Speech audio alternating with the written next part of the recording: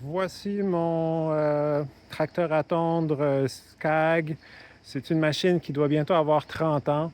Écoute, c'est rapide, c'est solide, c'est fort, c'est agile, mais le moteur a fait défaut il n'y a pas très longtemps et je crois qu'il y avait un piston de percée. Donc, réparer le moteur, j'y ai donné un petit coup d'œil, j'ai fait quelques téléphones.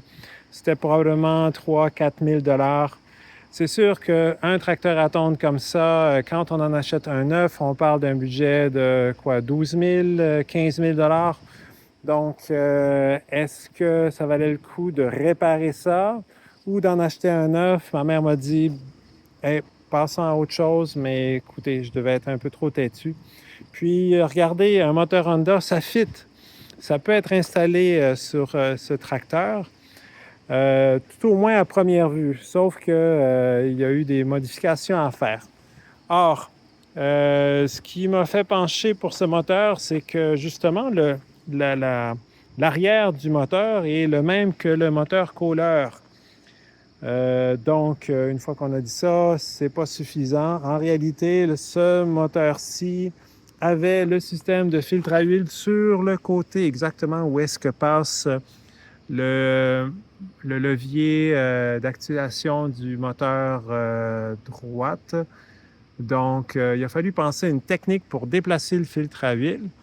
Alors, la technique utilisée, ça a été de faire une plaque de métal, percer des trous, mettre des tuyaux pour donc déplacer là, ce flot d'huile chaud. Euh, J'aurais dû le faire dès le début. L'entrepreneur qui me l'a fait m'a fait cette plaque-là, m'a chargé peut-être 130 dollars peut-être. Et il a fait un très, très bon travail plutôt que de me casser la tête, là. J'aurais dû faire ça dès le début. Donc, première bonne idée, de déplacer le filtre. Deuxième enjeu, c'était la pompe à essence. Elle aussi a dû être déplacée. Je me suis fait des petites braquettes là, qui vont rester à peinturer. Troisième enjeu, c'est le contrôle électrique. Le contrôle électrique à la livraison du moteur, ça devrait être collé sur le bord ici. Donc, en se faisant une plaque de métal, relativement simplement, en la pliant, on arrive à mettre ça à une position qui est relativement facile à accéder de l'opérateur. Puis ensuite, on a l'accélérateur ici. Problème, c'est qu'il va falloir que je le renforce un peu parce qu'il y a un peu trop de vibration à mon goût ici. Puis, ce qui a été le plus compliqué, ça reste le support du moteur, le bas du moteur. Le bas du moteur, à défaut d'avoir la même face que le moteur Kohler, les deux moteurs ont une différence de 1. Non, c'est pas 1,5 pouces, pardon, c'est 7 huitièmes de pouce. Or, le Honda est 7 huitièmes de pouce plus court. Alors, j'aurais pensé mettre une plaque de métal de 7 huitièmes, mais ça ne nous aurait pas tellement bien aidé. C'est assez difficile à trouver. Alors, à la place, ce qui a été fait, c'est de prendre deux plaques, une de 1,5 pouce et une de 3 huitièmes de pouce d'épais. Donc, cette plaque-ci du haut est boltée là. Étant donné qu'il n'y a pas tellement de place, il faut décaler l'autre plaque en dessous pour être capable de serrer la tête de la vis qui est là.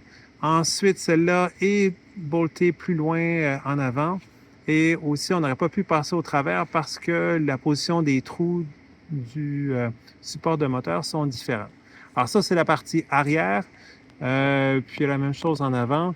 Et voyez, j'ai eu beaucoup de difficultés à trouver une manière de les bolter. C'est pas encore fait. Éventuellement, il va falloir percer par-dessous du tracteur pour être sûr d'avoir le bon alignement et d'avoir ces deux pièces-là bien assises ensemble. Si on essaie de regarder par l'arrière, est-ce qu'on les voit en arrière? En tout cas, en arrière, il y a encore deux plaques de métal semblables et elles sont bien boulonnées ensemble. Voilà pour cette partie-là. Ensuite, différence notable entre les deux moteurs. Le moteur Honda a une grille de protection qui ne bouge pas, qui est fixe, alors que le Kohler avait une grille qui était rotative, branchée au moteur. Donc, c'est sûr que le moteur Honda, c'est plus sécuritaire. Si on met notre main ici, il n'y a pas de danger de se faire mal. Cependant, L'enjeu, c'est que ça peut se remplir de gazon. Alors, il faut vérifier de temps en temps que ça ne chauffe pas. Il va me rester aussi à accrocher correctement le radiateur d'huile. Alors, il me reste à me faire une autre braquette pour le tenir. Donc, budget, c'est peut-être 3 500 $ pour le moteur. Probablement qu'il y a moyen d'en trouver usagé. D'avoir mis ce tracteur-là à la scrap, considérant ses qualités, je trouvais ça quand même dommage. Payer un entrepreneur pour réparer un vieux moteur qui reste vieux, ça aurait été encore dommage. Alors, probablement que cette mise à niveau avec un moteur Honda, c'est la bonne chose à faire. Ce qui me reste à faire, donc, c'est des retouches de peinture, bien boulonner le pied, trouver une manière de couper la chaleur rayonnante du tuyau d'échappement, parce que quand on conduit avec ça, nécessairement, le tuyau d'échappement, le silencieux, rayonne de la chaleur dans le dos. On sent quand même une certaine chaleur. Il va me rester aussi à mettre un coude ici. Autre point du côté sécurité, je ne me suis pas trop embêté. J'ai simplement branché l'alimentation avec le vieux contrôleur. J'ai retiré les accélérateurs et choke parce que maintenant, il n'y en a plus besoin. Mais on a quand même besoin de la clé ici pour activer la faux. Mais on n'a pas les mécanismes de sécurité comme assis ou pas pour bloquer le moteur. Donc, est-ce que je vais le faire? Peut-être. Alors, si vous avez la patience, si vous avez les compétences, faites-le. Même, mettez en commentaire comment faire les branchements. Ce sera nécessairement apprécié pour ceux qui auront un projet semblable. Alors, d'ici là, bonne chance dans vos bricolages. Au plaisir.